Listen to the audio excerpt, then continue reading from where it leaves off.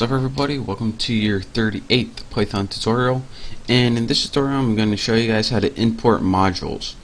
Now before I tell you guys even what that means, when you're working in idle, like right here, anytime you quit idle, all of your variables and functions that you made in idle get lost.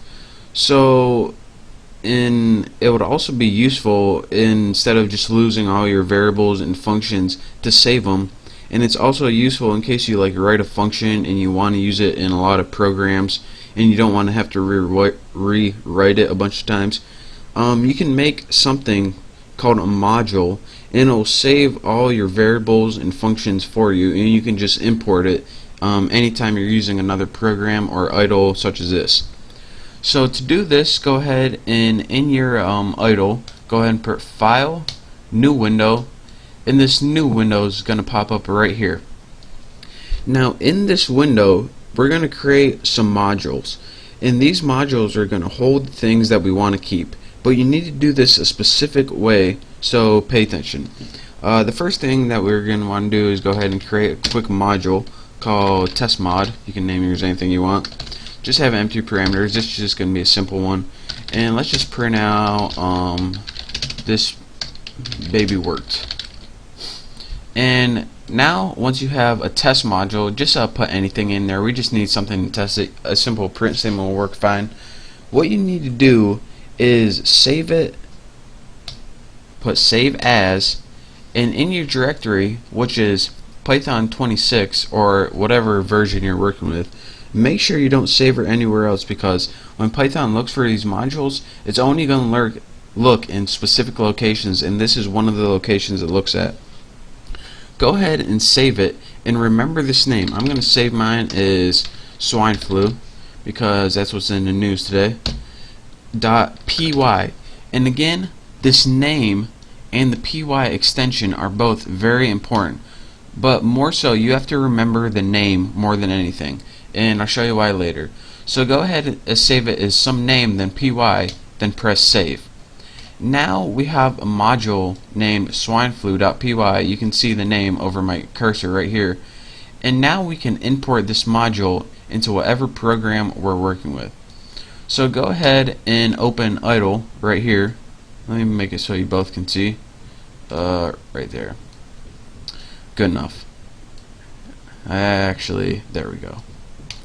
Now in your idle, you can now import that swine flu module, and you do it like this: import, and then you put whatever name of the module you just created, and that's why the name was important. But make sure not to put that py extension. That's just so Python can find it. So go ahead and import whatever the name of the file, and again the file name is the py. Actually, the module name is actually the file name minus the py, so that's how you can remember it. Now go ahead and press enter, and you just imported all of your modules in your swine flu file. Now let's go ahead and see if it worked.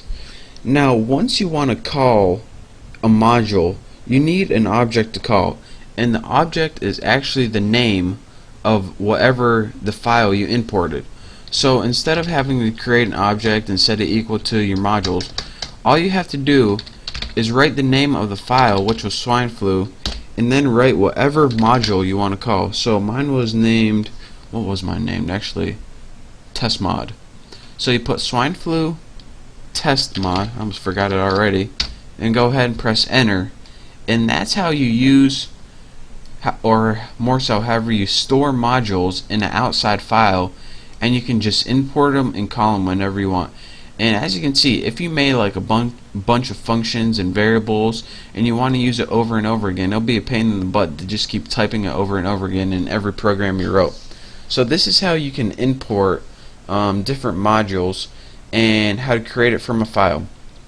Now one last thing I want to stress: once you import swine flu one time, you can't import it again, since, well, it would just be stupid and it would just confuse Python. So let me show you guys something.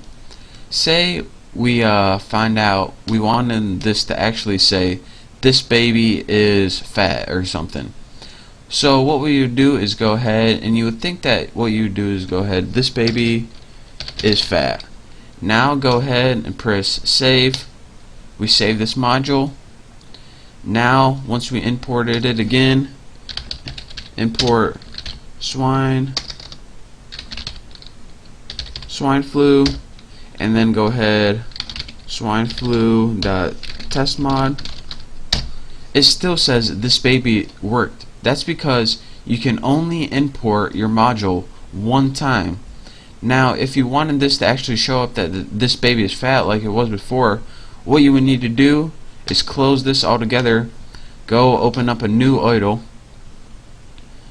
and go ahead and push import swine flu, and then now once you imported this again, this imports the new file. Then you can do swine flu dot test mod, and again it would say this baby is fat. So just to stress, you can only import a module once per program, and even though you can change your module, even if you change it and then import it again, it's not going to import again. It's just going to import once.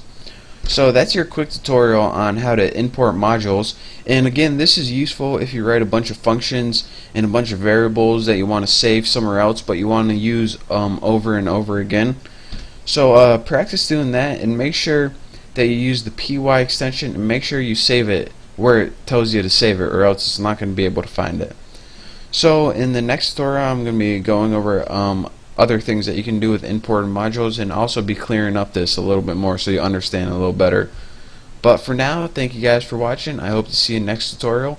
Don't forget to subscribe, and I will see you next time.